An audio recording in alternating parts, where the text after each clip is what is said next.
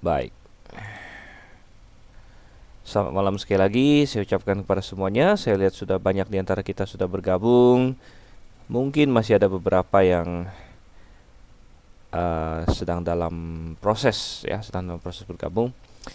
Dan kita semua yang di Jakarta ini masih dalam PSBB. Ya, ada PSBB. Semua masih lockdown ya. Bagaimana dengan yang di luar Jakarta? Ini ada beberapa dari luar Jakarta. Pak Fremi di Jambi lockdown nggak Pak? Kemudian di siapa lagi? Kalau Pak Solihin di Bandung itu kena lockdown juga ya. Ibu Purba di mana? Siantar. Siantar ada kena lockdown nggak Pak? Jadi ya kita semua masih menghadapi ini ya, menghadapi situasi yang sangat aneh sebenarnya, sangat tidak nyaman bagi kita. Namun um, istilahnya begitulah situasi dunia sekarang ini. Dan kita tetap mengucap syukur bahwa di tengah-tengah semuanya itu kita sebagai orang Kristen punya pengharapan. Dan justru dengan adanya COVID ini, ya saya harap salah satu hal yang terjadi adalah orang-orang Kristen yang mungkin uh, sudah dalam tanda kutip nyaman di dunia ini ya, dan banyak di antara kita sudah nyaman di dunia ini. Artinya ya mungkin secara materi kita berkecukupan, mungkin kita punya banyak banyak hal dan kita menikmati banyak hal di dunia ini. Namun kita diingatkan lagi bahwa dunia ini dunia yang sudah jatuh dalam dosa dan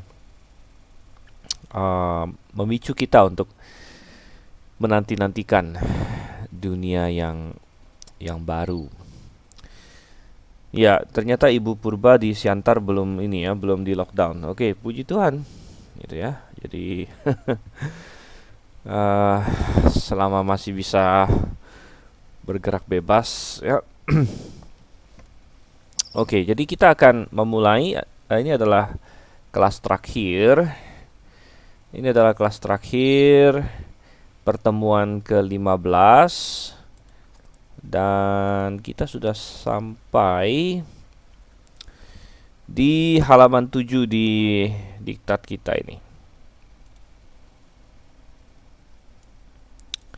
Oke, dan saudara Evan bergabung dengan kita. Ini sudah lama nggak muncul lagi ya. Karena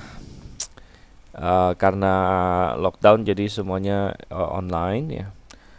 Ini Evan pakai komputer di mana nih? Jangan-jangan komputer TU dipakai lagi. Oke, nggak masalah tapi ya. Baik. Dan sebelum kita masuk lebih lanjut lagi, kita berdoa terlebih dahulu ya. Mari kita bersatu dalam doa. Bapa di surga, kami mengucap syukur Tuhan untuk kasih setia pada kami. Kau kira tolong kami telah belajar tentang Roh Kudus, tentang Pantekosta Karismatik selama 1 semester, dan kami sudah sampai di rencananya ini adalah kelas terakhir Tuhan. Sebelum kami mungkin ujian nanti, Engkau yang kiranya tolong dan sertai supaya kami bisa paham dan semua hal-hal semakin jelas bagi kami. Kami berdoa dalam nama Yesus Kristus. Amin. Oke, baik. Jadi kalau kita masih ingat,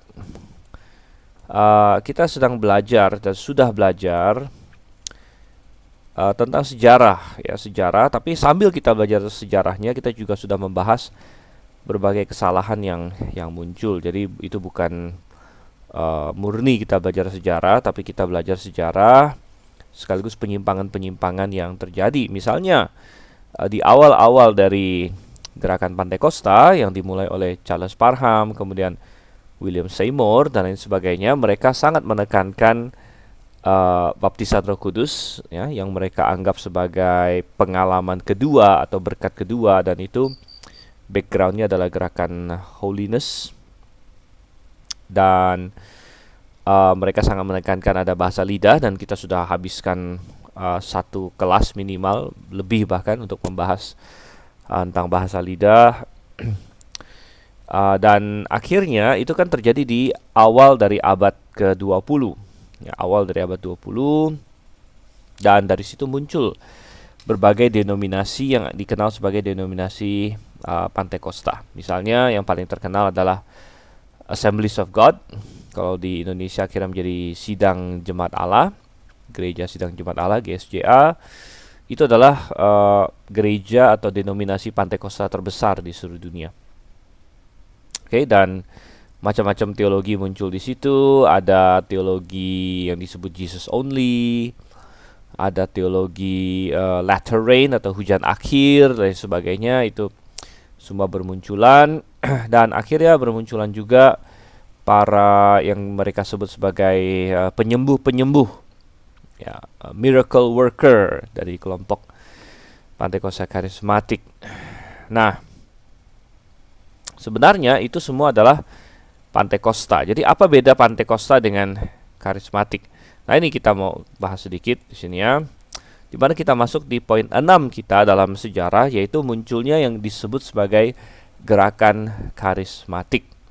Dan gerakan karismatik, kalau kita lihat, ini adalah secara definisi, gerakan karismatik adalah gerakan masuknya doktrin dan praktek-praktek Pantekosta ke dalam denominasi non-Pantekosta dan karismatik.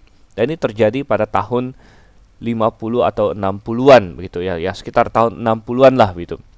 Jadi untuk tepatnya sebenarnya kita berkata bahwa yang di awal-awal itu, ya, misalnya Charles Parham, kemudian William Seymour yang kita telah pelajari, itu waktu itu belum menyebut diri mereka karismatik. Jadi istilah karismatik belum muncul pada waktu itu, ya, belum dipakai luas. Tapi mereka menyebut diri akhirnya gereja-gereja beraliran Pantekosta atau Pentecostal kalau dalam bahasa Inggrisnya.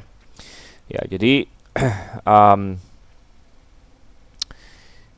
itu adalah Pantekosta. Nah, istilah karismatik itu baru muncul, baru banyak dipakai itu sekitar tahun 50-an, tahun 60-an, seperti yang tercatat di sini, yaitu masuknya pemahaman atau ragi kalau dari sudut pandang kita, karena kita anggap itu sesuatu yang tidak benar, masuknya ragi atau pemahaman atau doktrin Pantekosta ke denominasi lain. Jadi denominasi apa yang sudah ada sebelumnya? Ya, macam-macam. Misalnya Lutheran, ya, ini ya, saya garis Lutheran. Lutheran kan ada denominasi yang dimulai oleh Luther.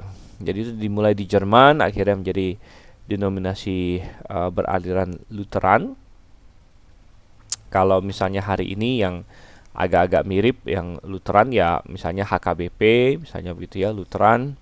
Kemudian Presbyterian ini adalah lanjutan dari yang punyanya Calvin, ya. Jadi Presbyterian juga ada banyak. Gereja Reform adalah mirip-mirip, ya, Presbyterian dan banyak lagi. Metodis kan didirikan oleh John Wesley, ya, oleh John Wesley. Jadi semua denominasi ini punya pendirinya gitu. Lutheran, ya, Martin Luther. Presbyterian, ya, John Calvin. Metodis adalah John Wesley dan lain sebagainya. Nah, ada yang bertanya, bagaimana dengan kaum baptis? Nah, ini kalau kita tanya bagaimana dengan kaum baptis, jawabannya bisa satu semester lagi, saudara Tuhan. Jadi kita belajar sejarah baptis jadinya. Tapi intinya adalah bahwa kelompok baptis kan tidak ada nama pendirinya siapa begitu dalam sejarah. Siapa nama pendiri gereja baptis? Gitu. Jadi orang bingung. Kalau Lutheran kan Martin Luther, Presbyterian John Calvin, Metodis John Wesley. Apalagi yang lain? Anda bisa cek, ya, hampir semuanya ada nama pendirinya.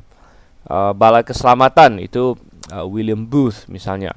Bidat-bidat semua punya pendiri. Kalau misalnya yang menara pengawal atau yang menyebut diri saksi Yehova itu kan Charles Taze Russell. Kalau Mormon itu adalah Joseph Smith. Jadi semua ada pendirinya. Kalau gereja Anglikan gimana? Gereja Anglikan ya itu dimulai oleh Raja Henry ke-8 dan lain sebagainya. Nah, yang menjadi pertanyaan yang sering muncul adalah bagaimana dengan gereja Baptis gitu? Siapa pendirinya? Cari-cari mana pendirinya gereja Baptis gitu kan? Dan memang nggak akan ketemu-ketemu gitu ya. Nah, kenapa? Karena gereja Baptis kita percaya dan kalau kita telusuri sejarahnya itu sudah sejak awal ya. Kalaupun bisa dikatakan ada pendirinya adalah Yohanes Pembaptis ya, John the Baptist. Nama saya sudah the Baptist gitu kan. Gereja Baptis jadi didirikan oleh John the Baptist gitu. Ya, karena gereja Baptis adalah gereja yang membaptiskan orang percaya. Dan siapa yang paling pertama membaptiskan orang percaya? Ya Yohanes Pembaptis begitu. Dan Yohanes Pembaptis yang mulai membaptis, kemudian digembalakan pertama kali oleh Yesus Kristus. Jadi cocok begitu ya. Nah, tentu banyak mereka tidak mau terima itu dan mereka bikin teori yang lain-lain lagi. Tapi kita bilang memang nggak selalu pakai nama baptis ya. Jadi di sepanjang zaman ada banyak sekali kelompok-kelompok. Ada kelompok Waldensis, kelompok Bogomil, kelompok apalagi Novatian dan lain sebagainya. Itu adalah nenek moyang dari yang hari ini kita sebut gereja Baptis. Jadi itu semua adalah denominasi-denominasi yang sudah ada.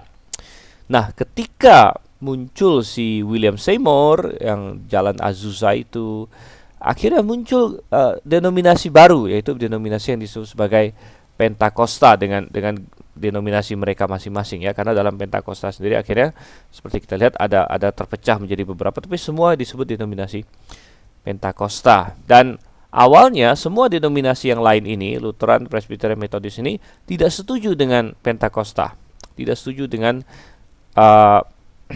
dengan ini pengajaran dan praktek-praktek dari gereja-gereja Pentakosta itu. Nah, terobosan akhirnya terjadi di sekitar tahun 60-an.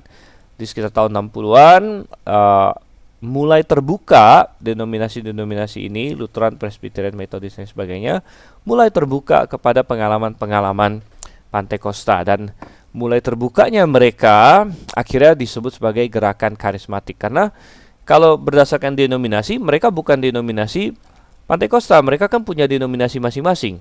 Ya, Lutheran ya denominasinya Lutheran begitu. Presbyterian ya denominasinya Presbyterian. Tetapi mereka mulai cenderung untuk mirip dengan gereja-gereja Pentakosta. Kalau gitu sebut mereka apa? Nah, sebut mereka karismatik gitu. Nah, jadi secara apa ya, hari ini kalau kita bilang Pentakosta karismatik seolah-olah kita samakan. Dan memang kalau hari ini ya udah mirip lah, boleh dibilang ya, Pentakosta ya karismatik ya Pentakosta.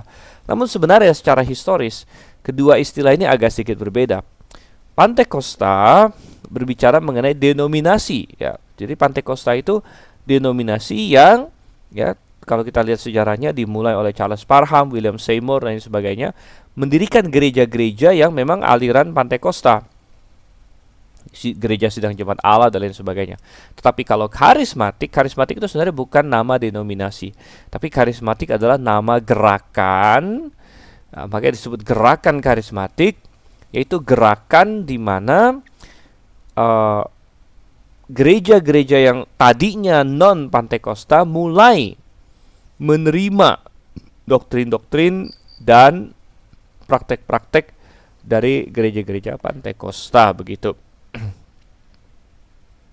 Nah, ini dimulai misalnya di ya, ini salah satu pemicunya ya, yang disebut gereja episkopal. Gereja episkopal itu sebenarnya gereja Anglikan. Jadi gereja Anglikan, gereja Inggris. Cuman kalau di Amerika mereka tidak sebut gereja Inggris, mereka sebut gereja episkopal. Dan tahun 1960-an di gereja Saint Mark ini terjadi fenomena bahasa lidah. Dan ini sangat menarik karena ini bukan suatu gereja Pentakosta, tapi ini gereja denominasi biasa begitu. Nah, dan akhirnya peristiwa ini didukung oleh Dennis Bennett, yaitu dalam tanda kutip imam yang melayani di sana, istilahnya pendetanya lah begitu ya, pendetanya. Jadi mereka sebut itu imamnya di sana.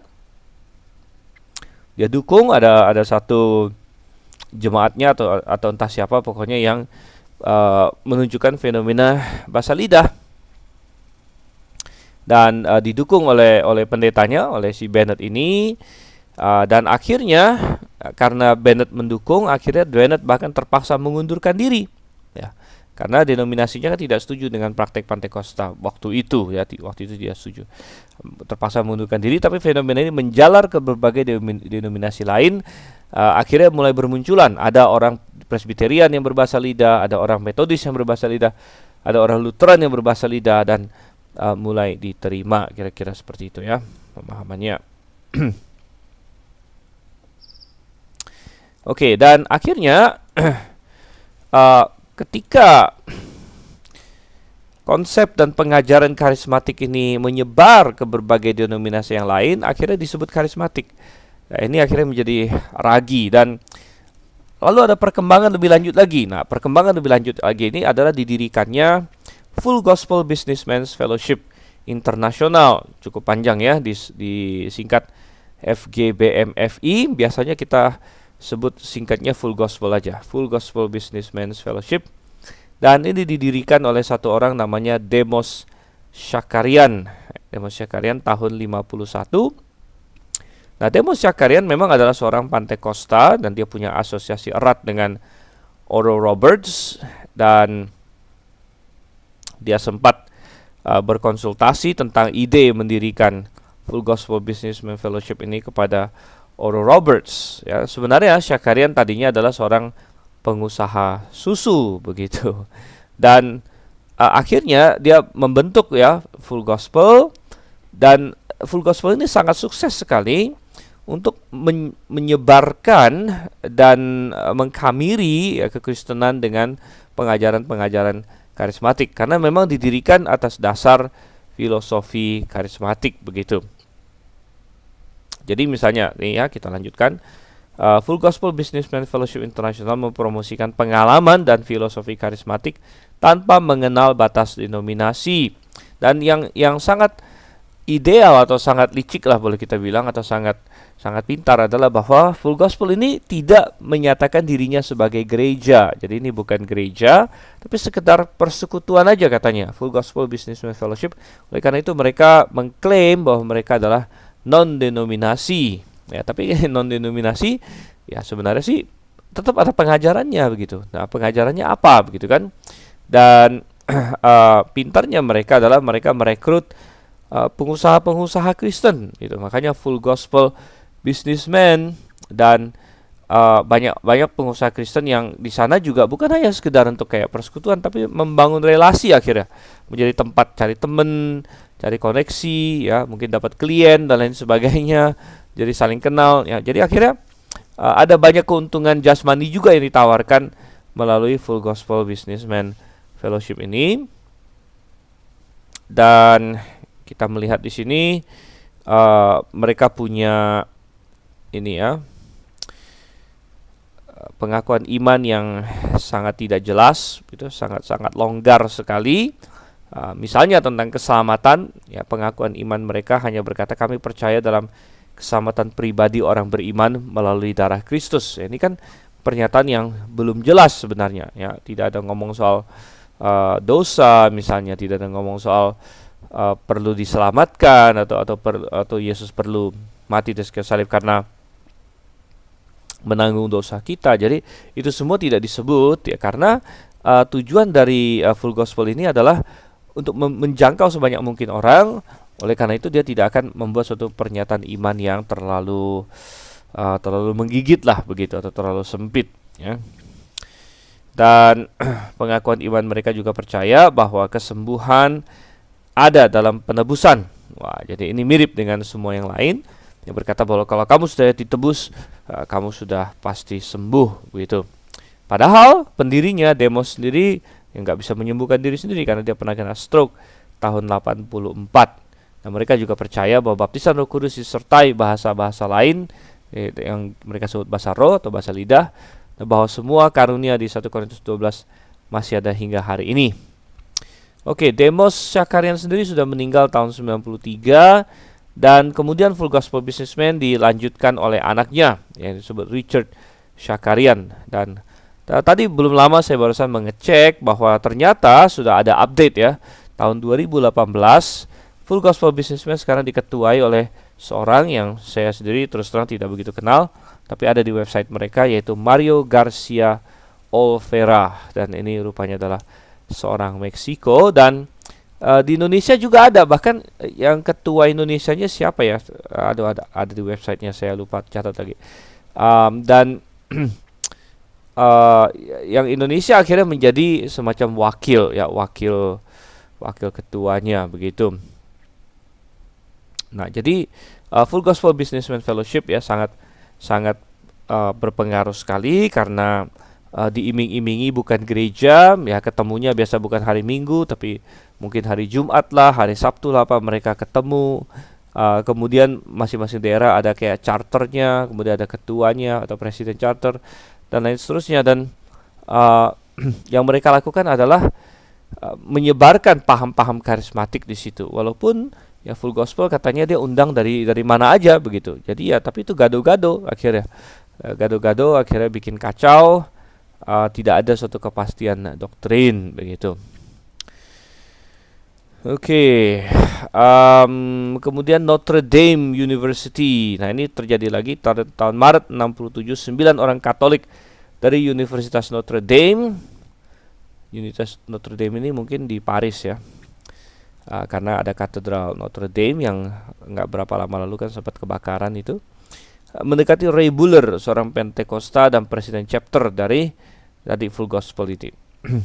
Minta ditumpangin tangan. Jadi orang Katolik minta ditumpangin tangan oleh seorang pendeta Pentakosta, dan akhirnya setelah ditumpangin tangan mereka katanya mengalami pengalaman Pentakosta.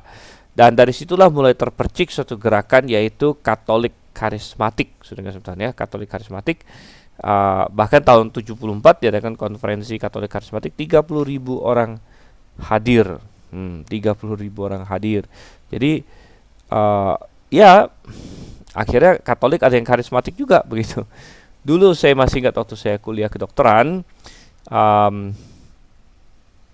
ada teman saya Katolik ya, dan saya sempat mencoba menginjilin dia ya, dan kadang-kadang dia bilang begini, sudahlah nggak apa-apa lah, kita sama kok, saya Katolik yang karismatik katanya, dia bilang.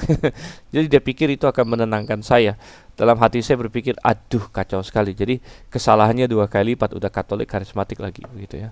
Jadi ada Katolik karismatik ya, dan nanti kita akan lihat apa sih yang menjadi perekat di antara semuanya, yaitu pengalaman, kemudian musik dan lain sebagainya. Dan orang-orang Katolik karismatik ternyata tidak menunjukkan bahwa mereka diselamatkan karena mereka tidak meninggalkan Katolik, malah kebanyakan mereka menjadi lebih dekat kepada Maria dan lebih menghargai misa. Berarti tidak ada pemahaman kebenaran, tidak ada perubahan terhadap kebenaran dari mereka ini, walaupun mereka sudah menjadi Katolik karismatik. Dan itu memberitahu kepada kita bahwa karismatikisme tidak ada hubungannya dengan kebenaran, gitu ya. Oke, ya, dan kita lihat lagi David Duplessis dijuluki Mr. Pentecost, dan dia menjadi seorang yang banyak mendekatkan kaum Pentakosta, Protestan, dan Katolik. Jadi ini dianggap sebagai 3 denominasi besar. Sekali lagi, mereka tidak anggap Baptis ya. Jadi Baptis biasa dimasukkan dalam golongan Protestan, walaupun Baptis sebenarnya bukan Protestan, karena memprotes itu kan Martin Luther begitu kan. Kita sudah ada jauh sebelum Martin Luther. Dan dia mengklaim, si David Duplessis ini, bahwa Allah menyuruh dia tidak boleh menghakimi siapapun yang menyebut nama Yesus. Wow ya. Jadi tidak boleh menghakimi orang Katolik misalnya, karena mereka sama-sama menyebut nama Yesus. Tapi yang perlu dipertanyakan, seperti yang saya yakin semua mahasiswa sudah tahu, di surat 2 Korintus pasal 11 ada Yesus yang lain yang diberitakan ya. Jadi menyebut nama Yesus saja ini bukanlah suatu standar yang baik begitu ya, tapi apakah orang tersebut benar-benar taat kepada firman Tuhan atau tidak sebenarnya. Dan si David du Plessis ini pernah bicara pribadi dengan Paus Yohanes 23, dan dia salah satu orang Pantekosta yang diundang hadir di Konsili Vatikan kedua tahun 1960-an gitu ya. Oke, jadi itu adalah David du Plessis. Kalau ada pertanyaan langsung ya. Oke, dan mungkin saya akan sedikit break ya. Saya masih akan agak lebih sering break hari ini karena entah kenapa, karena saya kan masih minum obat ini ya, obat dari dokter, dan sepertinya membuat saya agak ini kadang-kadang masih malam-malam masih agak sedikit ngantuk begitu ya. Tapi ini sudah hari-hari terakhir ya, karena saya sebenarnya sudah merasa sehat, tapi dokternya yaitu teman saya mengharuskan saya untuk dibilang harus dihabisin obatnya katanya gitu ya, harus dihabisin. Dan padahal saya merasa sudah lumayan sudah sehat sebenarnya. Dan saya merasa obat dia bisa membuat saya agak sedikit ngantuk, tapi nggak apa-apa, kita tetap ini. Saya akan coba minum sebentar dan kita kembali lagi dalam waktu sekitar 3 atau 4 menit ya. Oke, kita break sebentar.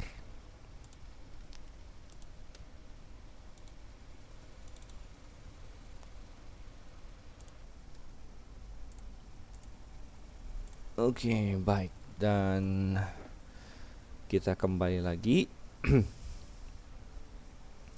Akhirnya ini menjadi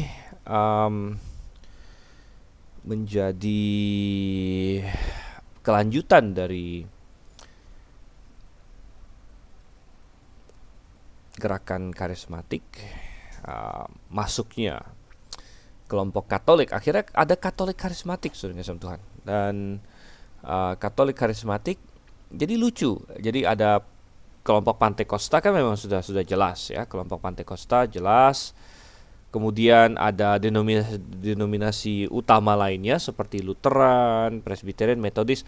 Akhirnya sebagian mereka juga ikut karismatik. Dan akhirnya Katolik juga ikut karismatik. Nah, akhirnya apa yang terjadi di situ? Ya, yang terjadi adalah pencampuran ya.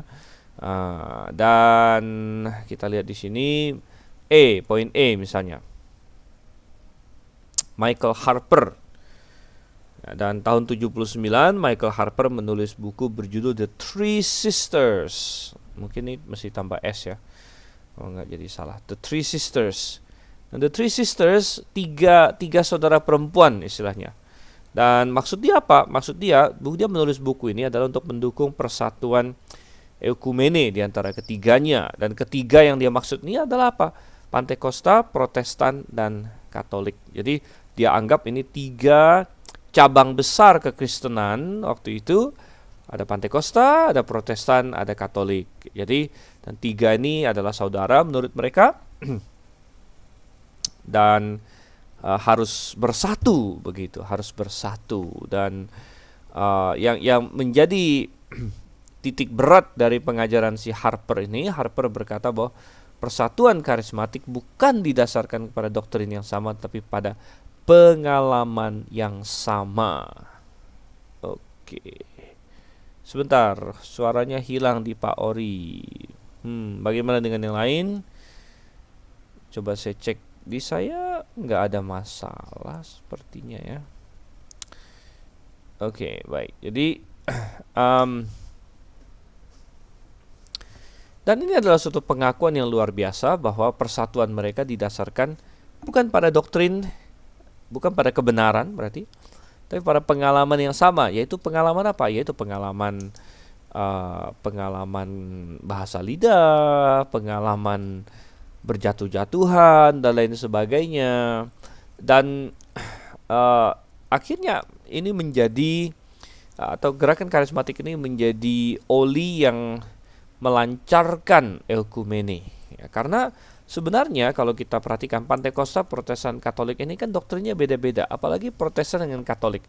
Tadinya kan bagaikan kayak musuh bebuyutan begitu. bagaikan um, bagaikan apa ya, kayak lawan ya, karena Protestan kan protes gitu kan, wah Katolik salah begini begini. Namun kenapa di sini akhirnya mau bersatu? Karena begini, mereka kan percaya baptisan Roh Kudus. Bahasa lidah itu adalah bukti Roh Kudus. Jadi kalau misalnya orang Protestan bahasa lidah dan mereka bilang, wah lihat ini bukti Roh Kudus, lalu mereka lihat teman mereka yang Katolik juga berbahasa lidah, berarti dia juga punya Roh Kudus begitu. Nah, dengan pengalaman yang sama itu akhirnya doktrin jadi nggak penting lagi. Yang penting kan sama-sama punya Roh Kudus. Nah, begitu kan? Jadi itu kacau sekali gitu. Oke, ini ada Evan, ada ini ya. Saya dulu pernah di dalamnya. Maksudnya di dalam apa ya? Di dalam full gospel maksudnya kali ya. Ya, memang mereka tidak membangun gereja, tidak menerima perpuluhan, khotbah bebas siapa saja bisa diundang. Lebih banyak diberikan porsi waktu untuk kesaksian. Ya benar, memang begitu ya. Dan jadi saya juga pernah satu dua kali ya ini sedikit pengalaman bahwa ya itu kayak kumpul-kumpul sebenarnya, kayak kumpul-kumpul. Kemudian ada yang diundang khotbah, Pak Soento pernah diundang khotbah berapa kali begitu. Dan itu tergantung ini presiden chapternya di situ di daerah itu ya mau mengundang siapa. Dulu di Pontianak itu kan itu salah satunya itu masih saudaranya Simu ya yang ikut terlibat di situ, Pak Yohanes itu di Pontianak. Dia banyak terlibat di full gospel ya, jadi um, dan benar Demos ya membangun full gospel, katanya mendapat penglihatan ketemu Tuhan Yesus dan sebagainya. Ya, jadi ya benar sekali ya. Jadi ini menjadi oli, menjadi lem untuk gerakan eukumene begitu. Ya, oke. Jadi wah, Evan langsung di bawah Pak Yohanes nih ya. Ngurus di youth department. Waduh, ya. Jangan-jangan waktu itu pas masih ini ya. Waduh, sebentar. Oke, Brother Enoch, saya mute dulu ya. Oke, baik. Jadi, ya, Saudara Evan nih pernah cukup dekat dengan Pak Yohanes ya. Cuman, ya Pak Yohanes itu saudara iparnya Pak Suhento, gitu ya. Jadi saya nggak tahu sekarang masih atau enggak, tapi dulu sih memang dia cukup aktif di full gospel ya, mungkin masih sekarang ya. Tapi dulu dia akhirnya pernah undang Pak Suhento berapa kali, ya, untuk khotbah di full gospel dan sebagainya. Ya Pak Suhento pergi saja, dia berkhotbah, tapi nggak akan bisa maju-maju gitu. Kenapa? Karena nanti bisa Pak Suhento khotbah minggu ini, wah bagus katanya kan. Tapi minggu depannya nanti orang lain lagi khotbah gitu. Wah, dan sama sekali berbeda. Tapi mereka ya bagus-bagus juga semua. Akhirnya itu kekacauan yang luar biasa gitu. Jadi tidak ada ini. Itulah makanya Tuhan menginginkan bukan hanya sekedar suatu persekutuan yang gak jelas begitu, tapi Tuhan inginkan suatu jemaat begitu ya. Oke. Dan kemudian kita melihat lagi ya, sebentar, ada komentar sini ya dari Reinhard. Dari dulu saya ikut pendidikan agama di sekolah, tidak pernah disinggung soal karismatik, hanya disinggung Protestan dan karismatik. Maksudnya apa ya? Sampai sekarang adik saya yang masih SMA juga demikian, sampai dia debat sama temannya.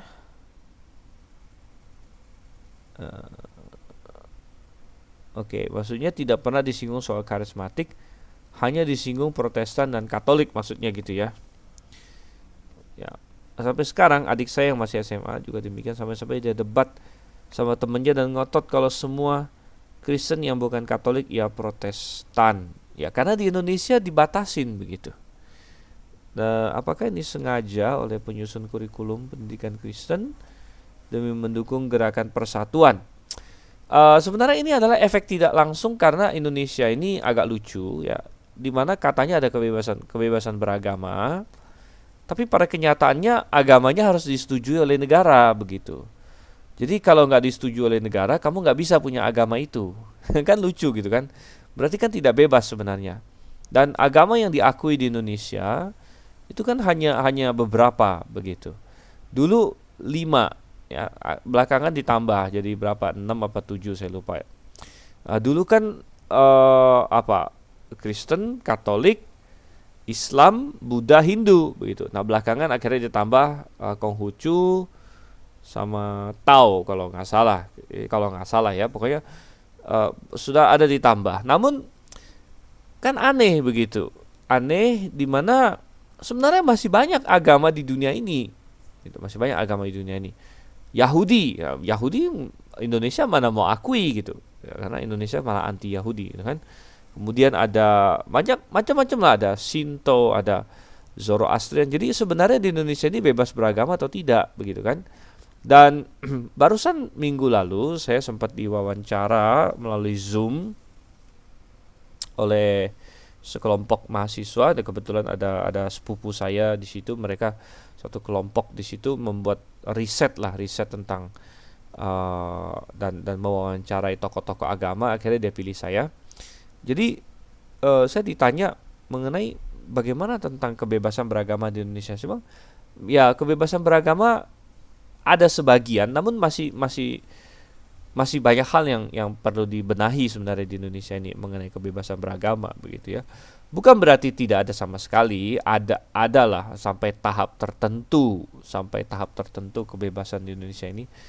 Cuman kalau mau dibilang bebas, benar-benar bebas juga enggak sih begitu ya, karena ya itu tadi ya. Dan kenapa perlu ada agama di KTP, kan masalahnya begitu. Nah, kan misalnya kita kelompok baptis saja kita bingung ya, sebenarnya bukan bingung, maksudnya kita menulis akhirnya kita Kristen ya. Untung bukan tulisannya Protestan. Kalau tulisan Protestan saya tambah bingung lagi. Kalau Anda lihat di KTP, kalau kita disebut Kristen, nah itu sih nggak masalah, memang orang baptis kan orang Kristen juga. Tapi kalau ditanya kamu Protestan ya, sebenarnya baptis itu bukan Protestan begitu. Bukan baptis, bukan Protestan. Namun kalau misalnya hanya dikasih pilihan 2, kamu Katolik atau Protestan? Ya kita bilang, ya kalau pilihannya 2 itu sih memang baptis lebih mirip Protestan daripada mirip Katolik ya. Nah, tapi sebenarnya baptis juga bukan Protestan begitu. Oke, jadi wah, di rumah sakit kolomnya Katolik Protestan ya. Kalau di KTP untung Kristen tulisannya. Kristen ya masih benar sih, kita memang Kristen gitu. Oke, dan jadi Pantekosta ya di sini. Kita melihat. Nah, F kita lihat. Ada yang disebut sebagai third wave atau gelombang ketiga. Istilah ini didirikan oleh atau diciptakan oleh seorang namanya Peter Wagner, mungkin pernah dengar, lumayan terkenal. Profesor dari Fuller Seminary pertengahan tahun 80-an, dan dia menciptakan istilah gelombang ketiga ini. Dia bilang gelombang ketiga menggambarkan telah terjadi perubahan sikap terhadap kelompok Pantekosta di kalangan Kristen pada umumnya.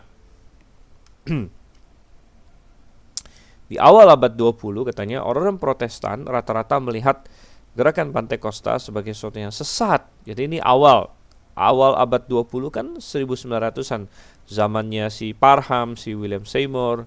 Dan ketika Pantekosta muncul, semua denominasi lain anggap wah ini sesat kan. Tapi tidak lagi di akhir abad 20 katanya. Wagner berkata bahwa gelombang pertama adalah gerakan Pantekosta di awal 1900-an, gelombang kedua adalah gerakan karismatik di 1960-an, dan gelombang ketiga terjadi sejak 1980-an. Jadi menurut Wagner ada 3 gelombang. Dan menurut dia juga gerakan ketiga ini adalah kerja Roh Kudus dalam diri kelompok-kelompok Injili yang tidak mau disebut Pantekosta atau karismatik, tapi yang terbuka pada kerja Roh Kudus. Jadi gelombang ketiga ini boleh kita simpulkan benar-benar sudah dikamiri semuanya, gitu. Sudah dikamiri semuanya, ya. Jadi awalnya muncul Pantekosta, wah mati-matian dengan keras bilang Basalida dan sampai yang di Azusa itu kan kebaktian gak ada henti-hentinya berapa tahun begitu, nggak ada aturan. Wah itulah gereja Pantekosta, dan awalnya semua yang lain mencibir dan wah ini kacau punya. Namun belakangan akhirnya mereka sendiri ikut-ikutan juga, saudara kasih Tuhan. Akhirnya muncul gerakan karismatik ya, di mana ini muncul di semua denominasi yang lain. Nah, sampai dengan tahun 80-an menurut Wagner, apalagi sekarang, berarti kan sudah 40 tahun sejak Wagner kan, hampir semua gereja sudah kena gitu, sudah kena raginya gitu ya, dan hampir semua gereja sudah menerima minimal musiknya, musik karismatik ya. Dulu musik karismatik dengan musik Protestan beda, sekarang udah gak ada bedanya lagi. Ada pergi gereja Protestan mana, bahkan gereja Katolik mana, ya semuanya nyanyinya banyak juga yang lagu-lagu karismatik begitu. Dan ya itu, musik itu menjadi salah satu pendorongnya di situ.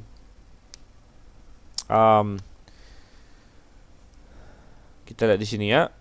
Gelombang ketiga memiliki ciri-ciri keterbukaan untuk menerima bahasa lidah sebagai sesuatu yang benar, keterbukaan untuk menerima penyembuhan ajaib sebagai sesuatu yang Tuhan janjikan, ya, kerinduan akan penyembahan yang eksperensial, artinya berdasarkan pengalaman, termasuk melibatkan musik kontemporer gaya karismatik, dan keterbukaan untuk menerima berlanjutnya karunia bernubuat. Dan ya hampir semua gereja sekarang sudah terkamiri ini. Bahkan gereja-gereja yang dalam tanda kutip anti karismatik, misalnya Reform, misalnya tokoh besar ya yang belakangan katanya sempat ribut sama pendeta Niko, yaitu pendeta Stephen Tong gitu kan. Stephen Tong versus karismatik ya. Dan walaupun Stephen Tong sangat keras menentang karismatik, namun dia sendiri masih membuka kemungkinan bahwa bahasa lidah bisa jadi ada yang benar begitu ya. Jadi ini kacau. Nah, pertanyaan dari Tantio, bagaimana sejarah gereja Ortodoks Timur? Ya, Ortodoks Timur nggak disebut di sini, padahal sebenarnya ada juga. Jadi memang nggak semua aliran disebut di sini, karena kita sebut yang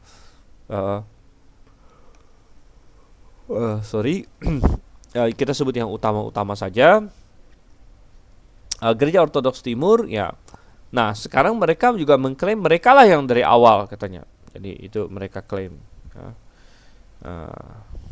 Oke, dan ini adalah gelombang ketiga. Ya, dan masuk kepada kesalahan Pantekosta karismatik, dan sebagian ini sudah kita bahas, tapi kita akan lihat sekali lagi. Jadi kalau kita bilang kenapa kita menolak gerakan Pantekosta karismatik, nah ini ada 4 alasan besar. A, melemahkan Alkitab. B, melanggar Alkitab. C, salah menafsir Alkitab. Dan D, mengantar kepada ekumenisme. Itu besarnya. Jadi mereka melemahkan Alkitab, mereka melanggar Alkitab, mereka menafsirkan Alkitab dengan salah, dan mereka mengantarkan kepada ekumenisme. Dan coba kita lihat satu persatu. Pertama, gereja Pantekosta karismatik melemahkan Alkitab. Jadi adalah serangan, ya, sadar atau tidak sadar mereka melemahkan, menyerang Alkitab. Dengan cara bagaimana? Satu, melalui penambahan wahyu. Ya, karena mereka bersikeras bahwa masih ada nubuat hari ini, masih ada mimpi dari Tuhan dan lain sebagainya. Malaikat masih bisa datang kasih tahu si A tentang apa segala macam, dan itu semua adalah wahyu tambahan. Dan biasanya argumen mereka adalah bahwa itu kan lisan, itu bukan tulisan. Dan seperti yang didebatkan dua apa 3 minggu yang lalu kan, ada Dr. Andrew berdebat dengan seorang Pantekosta karismatik ya, kalau nggak salah dosen di mana gitu namanya, Jamer Prayerson. Dan selalu argumen dia adalah bahwa ini bukan, ya, ada nubuat itu bukan untuk dijadikan Alkitab yang baru, bukan untuk menambahkan kanon dan lain sebagainya, tapi gagal untuk menjelaskan bahwa kalau misalnya ada orang hari ini bernubuat, kita bilang ini bukan untuk menjadi kitab yang baru, tapi kan gampang untuk dibuat menjadi kitab yang baru begitu. Gampang ya, tinggal direkam, dicatat, udah jadi kitab yang baru. Dan kalau dibilang harus dicek dengan Alkitab, kalau memang perlu dicek Alkitab gimana? Apakah sama dengan Alkitab? Kalau sama dengan Alkitab, berarti ngapain perlu ada dia? Tinggal pakai Alkitab aja begitu kan. Dan intinya kalau misalnya nubuat jalan terus, pasti ada informasi baru yang ditambahkan. Itu berarti Alkitab belum lengkap dan kita tidak punya suatu dasar doktrin yang jelas. Misalnya ada buku-buku yang terkenal tentang anak yang dibawa ke sorga. Mungkin salah satu Anda pernah mendengarnya, ya, The Boy Who Went to Heaven atau apalah, terserah begitu namanya apa itu. Ceritanya ada anak kecil ya yang katanya hampir mati, entah apa kecelakaan atau apa saya lupa. Lalu katanya seperti masuk sorga, lalu kemudian dia nggak jadi, dia balik lagi, dia hidup lagi. Dan akhirnya diceritakan sama orang sorga itu seperti apa, ditulis jadi buku segala macam. Ya, dia cerita di sorga ketemu apa, kuda lah, ketemu apalah, binatang ini, binatang itu. Nah, gimana cara kita cek dengan Alkitab? Ya, kalau kita percaya nubuat ya, dan hal-hal seperti itu masih ada terus, berarti ada informasi tambahan. Ya, berarti ada Tuhan kasih informasi tambahan, dan itu berarti pewahyuan belum selesai, dan itu berarti kita tidak punya suatu dasar yang mantap, begitu, tidak punya dasar yang mantap ya. Jadi melemahkan Alkitab dengan cara itu. Dua, dengan meninggikan pengalaman di atas Alkitab. Jadi sangat jelas sekali. Kadang-kadang argumen mereka hanyalah saya sudah alami begitu. Jadi kadang-kadang kita bahas panjang lebar, kita buka 1 Korintus, kita ngomongin bahasa lidah begini begitu, yang benar begini, bahwa di gereja kamu itu salah, dan ujung-ujungnya semua nggak ada gunanya karena dia hanya bilang yang penting saya sudah mengalami, yang penting saya sudah mengalami. Nah, ini repot karena berarti kita meninggikan pengalaman di atas Alkitab. Dan kalau kita mau meninggikan pengalaman, iblis jago membuat pengalaman. Ada banyak orang dari agama lain yang punya pengalaman yang luar biasa. Ya, dan dia anggap itu diberikan oleh Tuhannya dia begitu. Nah, tapi kita bilang tidak, kita harus meninggikan kebenaran yaitu Alkitab di atas pengalaman kita gitu. Kemudian 3, melalui membuat orang Kristen merasa Alkitab tidak cukup ya, karena mereka masih mencari yang lain lagi, mencari bahasa lidah, mencari nubuat. Akhirnya yang menjadi korban adalah doktrin sufficiency of the Bible atau kecukupan Alkitab. Dan doktrin kecukupan Alkitab itu jelas di dalam 2 Timotius 3 ayat yang ke-17. Coba saya share screen dulu.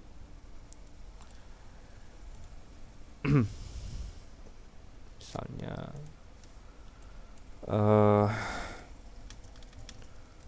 2 Timotius 3 ayat 17. Oke.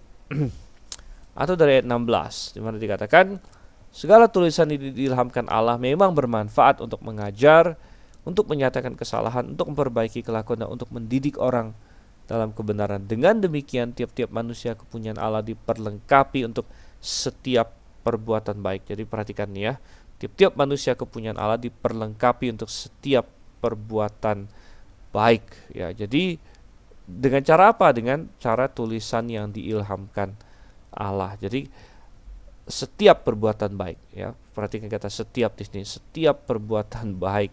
Jadi dalam bahasa Inggrisnya all good works, furnish unto all good works. Jadi firman Tuhan sudah cukup untuk memimpin kita kepada setiap perbuatan yang baik. Oke. Baik. Ada pertanyaan sampai di sini?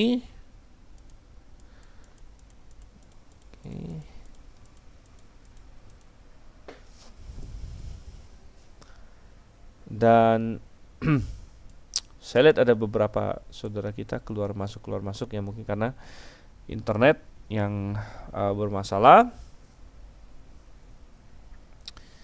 Oke, dan sedikit intermezzo sebelum kita masuk lagi ke poin-poin selanjutnya. Minggu depan rencananya kita akan ada ini ya, ada mid test, bukan mid test, final test ya, jadi akhir. Dan masih saya harus minta maaf bahwa mid test belum sempat saya koreksi semuanya, tapi nanti sebentar akan saya koreksi mungkin dalam 1 minggu ini karena ada banyak inilah ya, banyak kesibukan. Kemudian saya juga sempat sakit sekian lama. Puji Tuhan sekarang sudah jauh lebih sehat ya, sudah merasa sehat. Dan jadi mid test belum sempat saya Saya koreksi, tapi minggu depan ada final test. Jadi coba kita bikin polling ya, berapa banyak yang, terus saya kasih ini dulu deh, kasih ini pertanyaan ya, apakah Anda akan ikut final test? Tentu yang ikut ambil SKS ini ya, mestinya ikut gitu. Jadi saya bikin polling ABC deh ya.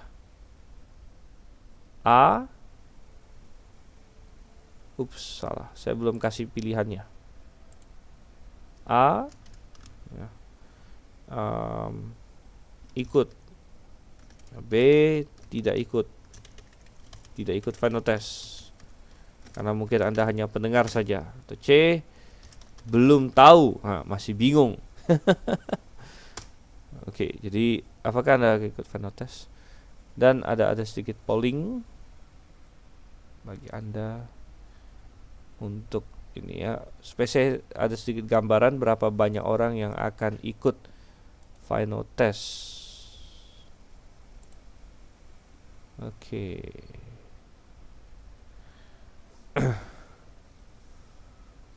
Ya. Sambil menunggu ya, saya minum sebentar lagi.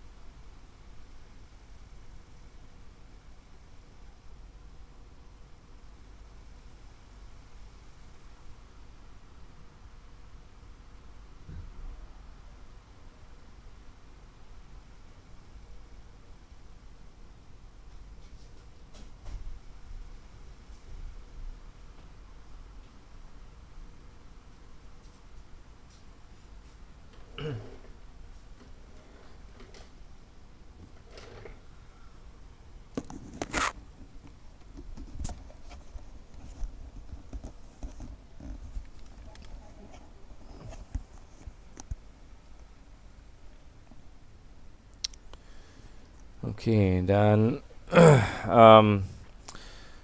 ya baik, ada beberapa yang belum sempat menjawab ini. Oke, tapi baik, saya langsung publish saja. Yang positif mengatakan akan ikut ada 7 orang, yang tidak ikut ada 4 orang, dan yang belum tahu mau ikut atau tidak ada sekitar 3 orang gitu ya. Oke, baik. Bahan untuk tes akhir itu kita berfokus ke bahan semenjak mid test ya, bahan. Jadi fokusnya ke situ. Jadi lebih ke arah yang masalah pantecosakarismatik begitu ya. Oke, jadi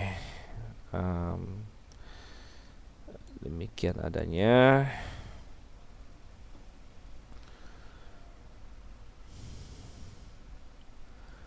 Tentu bukan sejarah semua soalnya, karena kita kan ada banyak bahas doktrin juga. Misalnya tentang bahasa lidah, ya, tentang tentang masalah penyembuhan, ya, tentang masalah um, peran wanita dan lain sebagainya begitu ya. Jadi uh, jenis soalnya ya biasanya sih kalau untuk kelas online ini jenis soalnya esai ya. Oke, nah jadi kita kembali ke sini. Kesalahan Pantekosta karismatik adalah nomor satu, melemahkan Alkitab, melemahkan Alkitab, membuat orang Kristen merasa Alkitab tidak cukup. Ya. Dan mengapa bisa demikian? Ya sebenarnya sangat jelas. Ya. Misalnya saya tuliskan di sini ya bahwa um,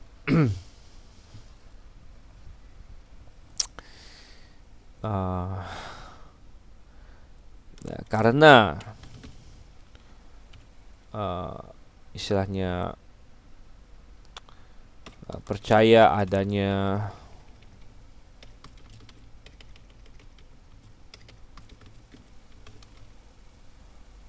nubuat-nubuat misalnya ya, maka secara otomatis akan lebih fokus kepada hal-hal itu daripada kepada firman Tuhan.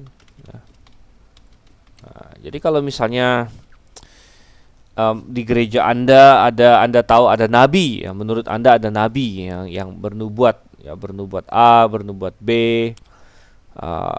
ya maka lebih baik dengerin dia, lebih up to date malah, begitu kan? Lebih up to date, lebih jelas, ya daripada kita baca Alkitab begitu. Ya, jadi sebenarnya posisi ini melemahkan Alkitab begitu. Oke, dan masuk ke poin B. Poin B di mana gerakan Pantekosta karismatik melanggar Alkitab. Ya, melanggar Alkitab dalam hal bahasa lidah, dalam hal peran wanita, ya. Bahasa lidah sudah kita bahas panjang lebar kesalahannya, saya tidak akan ulang lagi. Dalam hal peran wanita, ya, mereka menyalahi. Kita juga sudah bahas bahwa Pantekosta karismatik lah yang mendobrak awalnya peran wanita di dalam gereja. Salah satu contohnya adalah Amy McPherson, kemudian Catherine Kuhlman dan lain sebagainya ya. Kemudian dalam hal musik, ini juga saya akan singgung sekilas saja karena kita ada kelas khusus untuk musik ya. Tapi musik karismatik adalah musik yang duniawi begitu. Jadi mungkin perlu kita ini ya. Oke, ya. Tulis kesalahan karismatik dalam hal musik.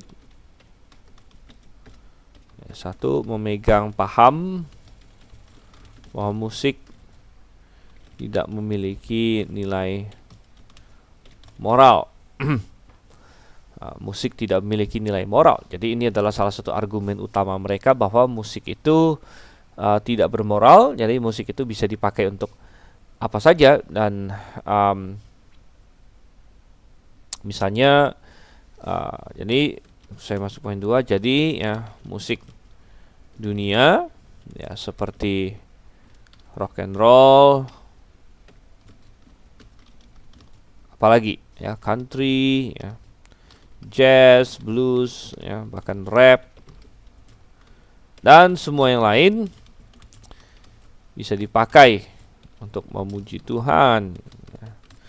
Karena musiknya sendiri itu netral begitu. Nah itu suatu kesalahan, ya. Karena musik, ya itu semua membawa pesan, tanpa kata-kata pun sudah membawa pesan. Dan ya sebenarnya ini ada kelasnya, ada seminarnya tersendiri. Bahkan mestinya kita ada seminar bulan Maret untuk ini, cuman ini apa cancel gara-gara pandemi corona gitu ya. Jadi seperti itu ya. Akhirnya kita bilang ya, mereka memakai ya, gabungan musik duniawi dengan kata-kata yang dalam Kristen, gitu ya, kata-kata yang Kristen. Dan akhirnya ini menjadi populer dan diikuti oleh dibilang semua ya, hampir semua lah ya, hampir semua gereja yang lain ya. Ya, jadi saya masih ingat yang saya bilang tadi. Dulu saya punya temen ya waktu di SMA Katolik ya. Waktu saya SMA saya ingat benar Katolik, dan waktu itu sempat diadakan kayak semacam kebaktian sekolah yang kami semua harus ikut. Dan kebaktian sekolahnya waktu itu lagi populer-populernya lagu Shout to the Lord ya, mungkin sebagian di sini tahu ya. Shout to the Lord ini karangan ini kan yang Hillsong ya, Hillsong apa Darlene Zschech gitu ya. Jadi itu lagu yang sangat populer, Shout to the Lord, dan teman-teman Katolik saya waktu itu sangat senang dengan lagu itu. Ya, walaupun lagunya kan bukan lagu Katolik, tapi wah jadi senang, jadi ikut begitu ya. Jadi kita bilang akhirnya menjadi populer, diikuti oleh hampir semua gereja yang lain, dan akhirnya kita bilang musik ini menjadi salah satu perekat ya dalam ekumenisme ya, karena hampir semua gereja sudah melakukan hal yang sama begitu. Oke, jadi ya ini ya. Oke, pertanyaan dari Joko Leong, apakah boleh kita menyanyikan himne yang diciptakan orang yang belum lahir baru di dalam kebaktian? Menyanyikan himne yang diciptakan orang yang belum lahir baru di dalam kebaktian. Ya, saya rasa itu bukan hal yang ideal ya, bukan hal yang ideal. Walaupun apa istilahnya, kita harus melihat pesan musiknya dulu ya, pesan musiknya. Jadi ada lagu-lagu ya yang diciptakan oleh orang sekuler ya, misalnya lagu nasional ya, jelas tidak diciptakan oleh orang Kristen ya, sebagiannya. Apa contohnya? Misalnya Garuda Pancasila, Garuda Pancasila, akulah pendukungmu. Nah, ini kan lagu sekuler ya, tapi pesannya bukan pesan rock and roll, bukan pesan pemberontakan dan lain sebagainya ya.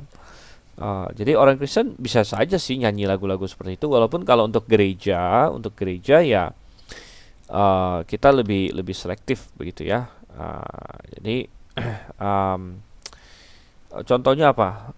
Rusa rindu sungainya. Itu kan memang ya ayatnya diambil dari ayat Alkitab ya, dari Mazmur, tapi liriknya itu lirik pop sebenarnya ya. Tapi ada beberapa versi ya. Mungkin versi yang saya tahu adalah yang seperti rusa rindu sungaimu, yang ya, itu ya bukan maksudnya ya. Ada versi himnenya memang ya. Saya nggak tahu. Ada versi himnenya nggak? Kalau ada versi himnenya bagus. Tapi dulu waktu saya masih muda, saya diajarin versi versi yang tadi yang saya nyanyikan itu. Seperti rusa rindu sungaimu, jiwaku rindu engkau. Jadi itu gaya-gaya pop ya sebenarnya. Dan kadang-kadang saya masih teringat-ingat karena memang waktu kecil saya diajarkan itu ya, belum tahu apa-apa gitu ya. Kata-katanya sih oke, karena itu diambil dari Alkitab gitu ya.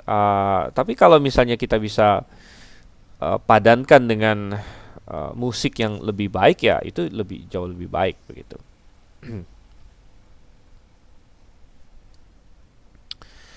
Oke, Baik ya. Jadi ini sedikit. Jadi musik ini kita juga tidak terlalu panjang lebar karena ya kalau mau dibahas satu-satu ini ya ini satu semester juga begitu ya. Tapi kita sekilas melihat di sini, kemudian kita balik lagi.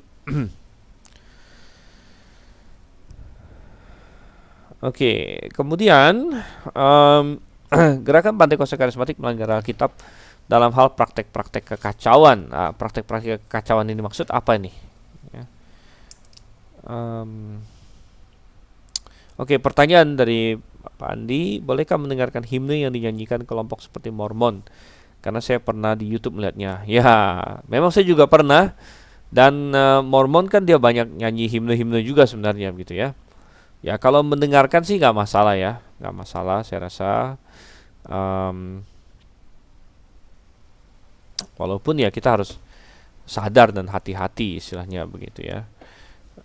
Jadi kita tahu kesalahan mereka di mana begitu. Oke, sekarang dalam hal praktek-praktek kekacauan. Nah, praktek-praktek kekacauan itu apa? Ya macam-macam. Ya misalnya ya mabuk dalam roh, membunuh dalam roh dan lain sebagainya. Kan ada macam-macam seperti itu. Ya, jadi mabuk dalam roh itu jadi kalau kamu udah kena Roh Kudus jadi kayak mabuk gitu. Jadi kalau kita pernah lihat video YouTube-nya jadi kacau balau. Ada yang mabuk dalam roh jadi lompat ke atas mimbar lah, lari-lari lah. Kemudian ada membunuh dalam roh. Membunuh dalam roh itu tadi ditumbang-tumbangkan, itu katanya membunuh dalam roh. Itu paling sering itu misalnya si Benny Hinn dan teman-temannya gitu ya. Nanti ditiup lah, pakai jasnya lah, diteplok-teplok lah, itu katanya membunuh dalam roh, slaying in the spirit. Ini tidak ada dalam Alkitab sama sekali. Jadi praktek-praktek kekacauan bertentangan dengan 1 Korintus 14 ayat 40 bahwa semuanya harus dilakukan dengan sopan dan teratur. Ya, harus dilakukan dengan sopan dan teratur. Jadi sangat kacau sekali gitu ya. Lalu ada lagi fenomena-fenomena, ada fenomena ya tadi ya Pak Ronald bilang holy laughter ya. Memang ada pernah revival katanya kebangkitan rohani holy laughter di mana kalau kena Roh Kudus katanya ketawa nggak bisa berhenti katanya ya, wah sampai guling-guling lain sebagainya. Ya, saya nggak yakin bahwa itu Roh Kudus yang seperti itu karena di Alkitab nggak ada padanannya seperti itu, nggak ada di dalam Alkitab bahwa kalau dapat Roh Kudus kamu ketawa nggak berhenti ya.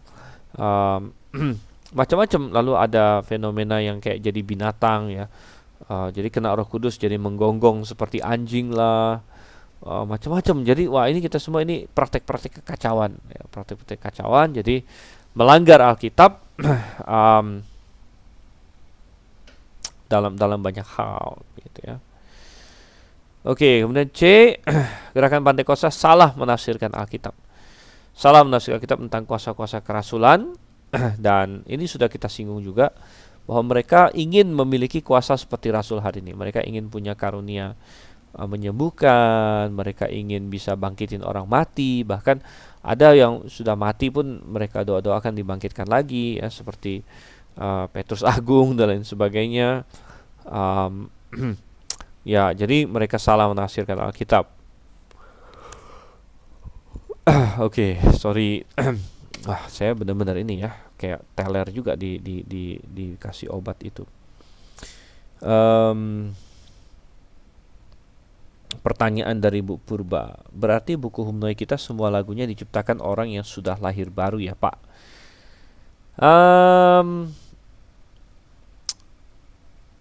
Ada beberapa himne yang pengarangnya tidak diketahui ya. Jadi misalnya ada yang dari lagu rakyat ya, lagu rakyat dan lain sebagainya. Tapi intinya bahwa yang di buku Humnoe kita kita merasa bahwa musiknya tidak menyampaikan pesan yang duniawi, artinya cocok untuk dinyanyikan untuk Tuhan dan kata-katanya bagus begitu ya. Dan tentu kita terbuka untuk koreksi dan lain sebagainya. Kalau misalnya ada yang terbukti kacau atau lain sebagainya ya kita bisa saja bikin revisi. Tapi sejauh ini sih lagu-lagu yang di buku himne kita sejauh yang kita lihat sih oke-oke aja begitu. Ya. Ya pas yang dibilang ketawa itu menular. Ada banyak hal yang menular ya. Nguap juga menular begitu ya. Jadi kalau kita ngeliat orang nguap begitu ya, bisa nular juga ya. Ketawa juga menular. Tapi kalau ketawa yang Toronto Blessing ini agak aneh begitu, agak aneh di mana ya bisa jadi roh jahat itu bekerja di situ. Oke, kemudian gerakan Pantekosta salah menafsir Alkitab tentang apa lagi? Tentang baptisan Roh Kudus, dan baptisan Roh Kudus sudah kita bahas di paruh pertama bahwa itu adalah peristiwa historis, tidak untuk diulang ya, tapi mereka salah menafsirkannya. Jadi saya tidak akan bahas panjang lebar. Baptisan Roh Kudus sudah kita bahas di sebelum mites bahkan ya. Uh, Gerakan Pantekosta salah menafsir Alkitab tentang berbagai janji dan nubuat. Oke, salah menafsir Alkitab mengenai berbagai janji dan nubuat. Janji untuk kesembuhan misalnya, mereka anggap ya itu sebenarnya Tuhan janji kesembuhan spiritual, dan mereka maunya kesembuhan yang jasmani ya. Jadi banyak nubuat-nubuat lain lagi yang salah. Misalnya mereka bilang nubuat Yoel gimana? Nubuat Yoel. Nah, ini barusan dibahas ya di Zoom oleh Pak Suhento. Jadi kalau Anda tertarik misalnya mengenai nubuat Yoel, Anda silakan pergi ke Facebook Grafe, dan di situ ada rekaman ya, mestinya ada ya, seingat saya ada PA PA dalam bentuk Zoom yang dibawakan kalau saya nggak salah barusan Kamis yang kemarin begitu ya. Jadi tentang nubuat Yoel. Jadi mereka salah ya. Jadi salah menafsirkan. Kemudian yang masalah apa? Yang pernah kita bahas juga.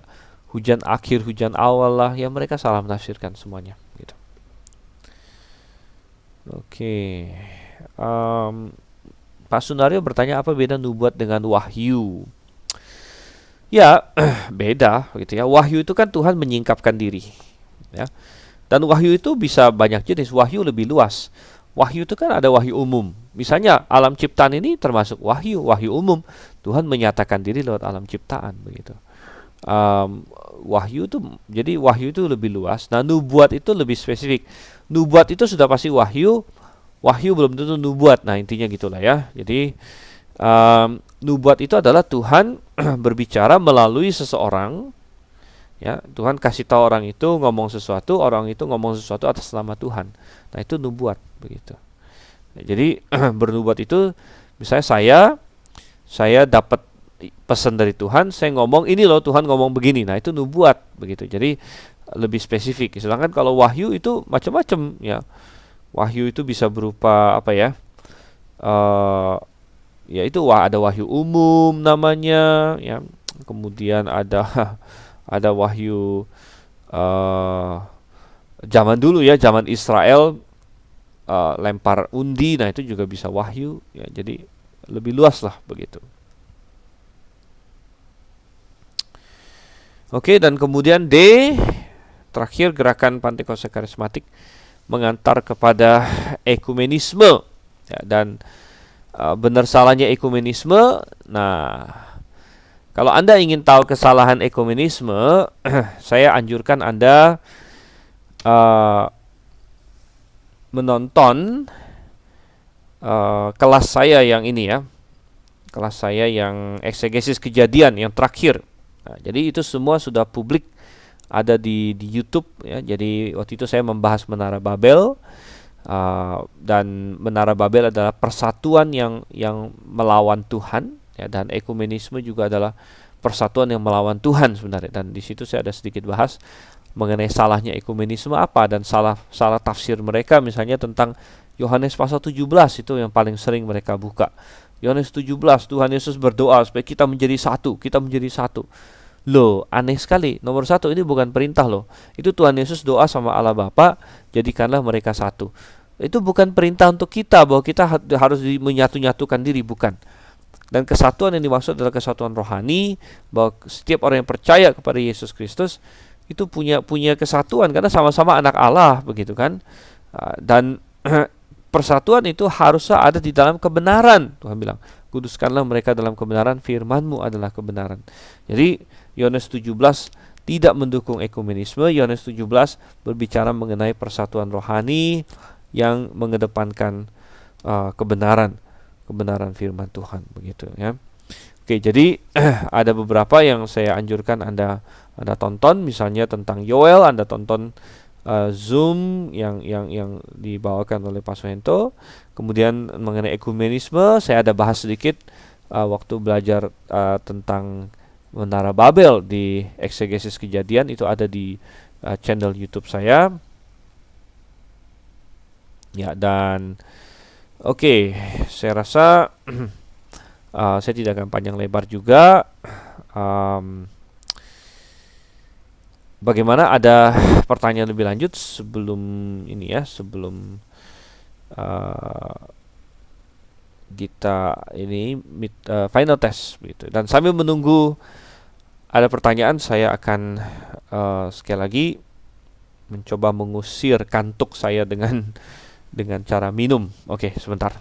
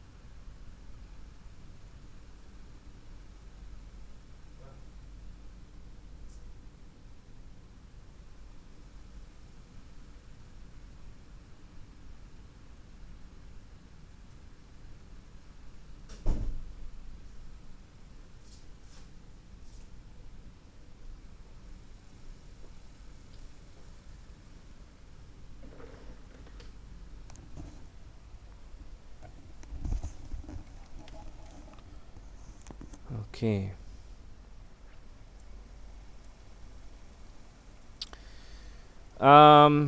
Pertanyaannya, habis ini pelajaran apa? Pertanyaan yang baik sekali ya. Apakah masih ada blok kelas lanjutan setelah ini? Maksudnya online kelas ya. Maksudnya kelas seperti yang sekarang kita lakukan ini kan. Jadi jawabannya pasti ada, akan ada kelas online lagi.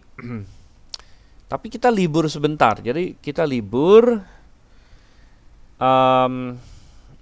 biasanya sih sampai Agustus ya. Jadi antara Mei, Juni, Juli, Agustus itu ada libur. Nah, kita akan mulai lagi nanti Agustus begitu. Mengenai pelajarannya apa belum ditentukan, karena terus terang sekarang lagi kacau balau begitu ya. Semester GITS yang sekarang ini aja lagi kacau balau begitu, lagi kacau balau karena pandemi ini. Jadi kebetulan kelas saya saya mampu untuk lanjutkan secara online. Tapi itu pun nggak semuanya gitu, karena ada satu kelas saya yang tidak bisa online, yaitu kelas berkhotbah. Jadi homiletik 2 dan karena kelas berkhotbah itu kan nggak bisa online ya, jadi harus hadir fisik di mana kita melihat orangnya khotbah, kita kasih feedback dan kita latihlah dia berkhotbah begitu, mengharuskan fisik begitu ya. Jadi semua kelas saya yang lain saya bikin online. Tapi ada dosen-dosen lain yang tidak bisa melakukan online. Artinya mungkin mereka tidak punya sistemnya, komputernya dan lain sebagainya. Kebetulan saya punya begitu kan.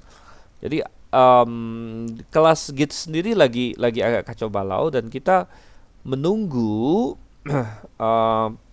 pemerintah mengokekan lagi kegiatan belajar mengajar yang kalau saya dengar terakhir Itu katanya menurut Jokowi sih ya, saya nggak tahu benar nggak. Sekitar awal Juli nanti sekolah itu udah boleh buka lagi begitu awal Juli. Nah, biasanya kita Agustus itu sudah wisuda begitu. Jadi rencananya nanti eh, rencananya nanti kelas-kelas yang ketinggalan ini dikebut begitu. Jadi dalam beberapa minggu ke depan atau ya dalam beberapa minggu ke depan ini saya akan mulai merancang Gids ini mau lanjutnya gimana? Karena bukan hanya Gids, saya rasa banyak semua sekolah juga lagi bingung mau gimana caranya untuk melangkah ke depan di tengah-tengah pandemi ini. Jadi kelas online pasti akan ada. Kelasnya apa belum tahu. Kalau ada yang ada apa usulan, silakan coba yang ada usulan boleh langsung diketikkan gitu ya. Saya akan pertimbangkan, um, dan biasanya nanti saya akan cocokkan dengan ini ya kelas-kelas lain di semester depan juga begitu. Dan sambil menunggu misalnya ada yang ada usulan, ada beberapa pertanyaan di sini. Saudara Aliung bertanya, lebih bahaya mana gerakan ekumene atau karismatik, maksudnya dalam hal merusak kekristenan. Nah, ini dia yang saya ini di poin D ini sebenarnya ya. Dan sebenarnya kalau saya bukan apa terhalang oleh kondisi saya ingin membicarakan ini lebih panjang lebih lebar lagi sebenarnya. Cuman begini, gerakan Pentakosta karismatik mengantar kepada ekumenisme. Nah, saudara Aliung bertanya, mana yang lebih bahaya? Dua-duanya bahaya dan dua-duanya itu sebenarnya satu paket begitu. Makanya kita bilang gerakan karismatik sebenarnya adalah lem yang iblis siapkan supaya ekumenisme itu jalan. Ekumenisme itu apa? Ekumenisme itu kan semua mau digabung menjadi satu.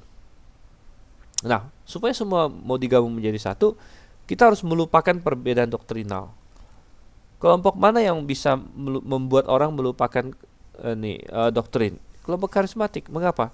Karena dalam karismatik doktrin jadi nggak penting, yang penting pengalaman tadi itu. Jadi akhirnya pengalamanlah yang menjadi lemnya begitu. Mungkin ada orang Katolik bilang, loh kamu jangan menghakimi saya bisa bahasa lidah loh. Saya dapat nubuat loh, berarti kan Tuhan ada sama saya. Jadi nggak peduli lagi dia mau doa sama Maria, dia mau sembah Maria, dia mau percaya deuterokanonika, dia mau selamatnya karena dia dibaptis dan karena dia berbuat baik. Itu nggak penting lagi, doktrin nggak penting lagi. Yang penting, nih saya bahasa lidah, dia bahasa lidah. Saya sikara baraba, dia laba-laba sika, misalnya begitu kan.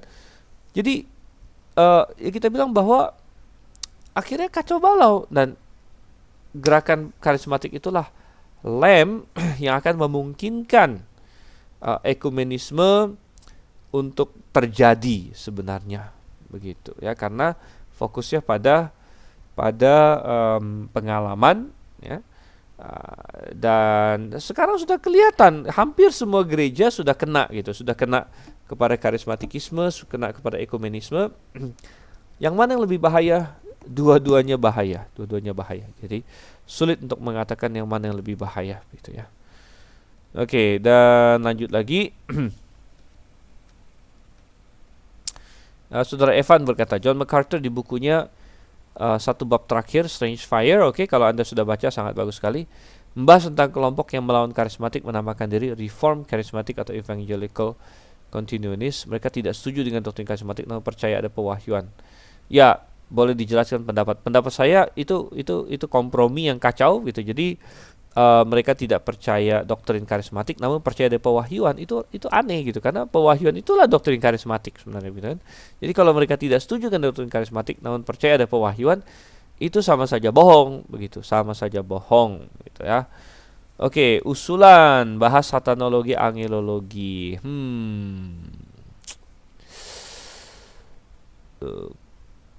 Oke, baik, kita tampung usulannya gitu ya. Walaupun kemungkinannya kecil ya kalau bagi saya untuk satanologi, angelologi, karena Hmm, bisa saja sih, tapi coba nanti kita lihat. Um, Oke, Saudara Reinhardt juga ada memberikan wishlist Islamologi, Satanologi, Kristologi, Teologi Proper. Hmm, iya, oke, baik ya. Nggak ada yang tertarik dengan misalnya kayak eksegesis atau apa begitu, misalnya, gitu ya. Um, atau Roma, ya Roma bisa. Coba kita lihat nanti ya, eksegesis Roma. eh, perbedaan denominasi berarti teologi kontemporer jadinya. Teologi kontemporer biasa yang mengajar si Pak Suhento ya. Em, bisa-bisa saja. Oke, jadi nanti kita tampung semuanya. Karena saya mau, biasanya saya akan koordinasikan dengan kelas-kelas lain juga. Eh, dalam dua dua kali semester saya dapatkan lebih efektif bagi saya kalau saya mengajarnya kelas online ada, kelas reguler ada. Jadi supaya persiapan saya juga ini ya, tidak artinya bisa efektif gitu. Saya mempersiapkan kelas online sekaligus mempersiapkan kelas reguler begitu. Nah ini yang mau saya tanya nih, kalau belajar bahasa Yunani bisa online nggak Pak? Nah, bisa iya bisa tidak gitu ya. Belum pernah saya coba, tapi boleh juga dicoba gitu. Boleh juga dicoba, cuman cuman begini. eh Siapa yang tertarik? Berapa banyak yang tertarik ini? Kalau kelas Yunani online, cuman syaratnya bisa jadi lebih dari satu kali pertemuan per minggu. Walaupun tidak panjang-panjang banget ya. Misalnya ketemunya 2 kali seminggu, misalnya ya 1 jam 1 jam. Ini contoh misalnya gitu kan. Kalau sekarang kan kita ketemu 1 kali seminggu, Senin. eh Ya, tapi kalau misalnya kelas Yunani atau Ibrani, itu ketemunya ini, misalnya Senin dan katakanlah hari apa lagi ya, Senin dan Kamis misalnya begitu. Ya, tentu hanya Yunani satu ya, kan satu semester begitu kan. Uh, atau Ibrani bisa atau Yunani begitu kan. Ya. Salah satu boleh lah ya, boleh mau Yunani atau Ibrani ya. Tapi um, Senin Jumat ya bisa juga gitu ya. Um, Oke, jadi wah ini ya. Berapa banyak yang bisa sore hari? Sore misalnya jam 5, sampai jam 6. Coba saya polling ya. Kalau akhir zaman eskatologi bisa juga, tapi itu sudah pernah. Bentar ya. Berapa banyak yang bisa kelas sore ya, jam 5 sampai 6 ya, 2 kali seminggu, misal Senin Jumat atau Senin Kamis ya. Langsung kita polling. Ups, salah. Belum ada. A bisa, B tidak bisa. AB aja ya. AB AB AB AB AB AB AB AB.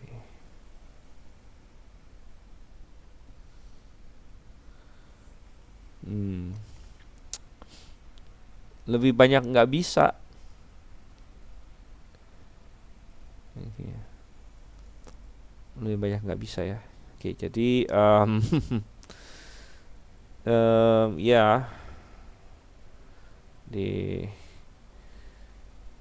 karena kalau kita mau belajar bahasa itu ya, bahasa itu eh, lebih ini lebih lebih harus dikejar itu gitu. Jadi artinya lebih berat gitu. Kalau kalau kalau kita belajar kayak sekarang ini kan, ya Anda mau menjadi pendengar juga bisa santai-santai dengar-dengar aja ya. Tapi kalau misalnya Anda mau belajar bahasa, itu benar-benar dikejar. Ada PR-PR-nya, ada kuis-kuisnya dan lain sebagainya. Jadi supaya ini ya. Oke, jadi tapi itu semua wacana saja. Em, Nanti dalam beberapa minggu ke depan kita akan lihat eh, kira-kira semester depan apa yang akan kita bahas lebih lanjut lagi. Oke, baik. Jadi em, oke, Senin dan Kamis biasa tidak bisa Pak Andi bilang. Jamnya ada yang minta jam ini, jam jam agak malam ya, 7 sampai 8. Hmm, ya oke, baik ya. Jadi memang kebanyakan orang pasti bisanya malam ya. Saya juga tahu itu. Jadi nanti kita sesuaikan. Em, Mungkin jam 7 sampai jam 9 lah. Tapi kalau jam 7 sampai jam 9 ya berarti bukan kelas bahasa ya. Berarti topik yang lain. Kalau mau kelas bahasa, mungkin untuk ya, beberapa saja yang pengen misalnya begitu ya. Atau yang ya, belum tentu bisa juga ya, karena saya belum pernah mengajar bahasa secara online gitu, karena sepertinya agak-agak sulit begitu. Oke, saya rasa kita akan stop sampai di sini untuk hari ini. Dan nanti kalau ada pertanyaan atau ada usulan-usulan ya, terutama mengenai kelas, tetap bisa kita komunikasi di grup WA. Ya, itu adalah fungsinya dari grup WA kita. Oke, jadi kita akan tutup dalam doa. Bapa di surga, kami mengucap syukur untuk kasih setiamu. Kau tolong supaya kami dapat mengerti dan memahami semua yang sudah dipelajari semua selama satu semester Tuhan, dan uh, Engkau yang tolong supaya semua itu bisa kami pahami dan kami dapat terapkan, terutama untuk diri kami sendiri dan juga untuk orang lain. Kami berdoa Tuhan dalam nama Yesus Kristus. Amin.